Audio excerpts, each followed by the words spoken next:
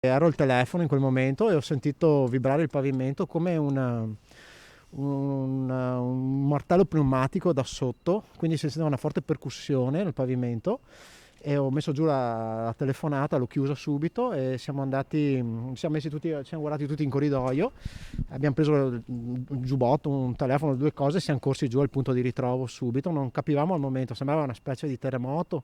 Invece si è trattato dello scoppio di una bombola di azoto su cui stava eseguendo una manutenzione nel semi-interrato della Casa del Turismo in piazza Brescia a Jesolo il 45enne di Dolo Fabio Da Prat, che ha perso la vita sul colpo, travolto dalla stessa bombola che sembrava impazzita.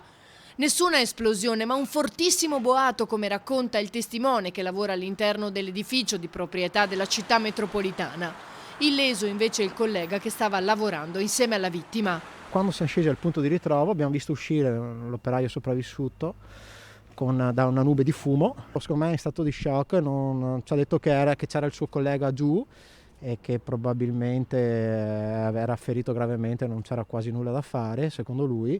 Ovviamente vedendo il fumo nessuno di noi si è rischiato di andare dentro a verificare, a controllare lo stato, per cui non potevamo fare altro che chiamare i soccorsi e attendere il prima possibile perché era troppo pericoloso, non sapendo che cosa fosse accaduto, perché poi ci ha parlato di un'esplosione di una bombola, ma in realtà non riuscivamo a capire cosa fosse questa bombola, di che cosa e se potesse esserci un'ulteriore esplosione a seguito, poi per cui di fatto siamo rimasti qui in strada.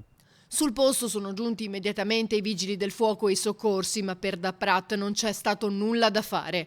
Per causa del vaglio dei carabinieri e dei tecnici dello Spisa, la bombola avrebbe iniziato a sfiatare, volando per la stanza e travolgendo il 46enne che lavorava per una ditta di Salzano.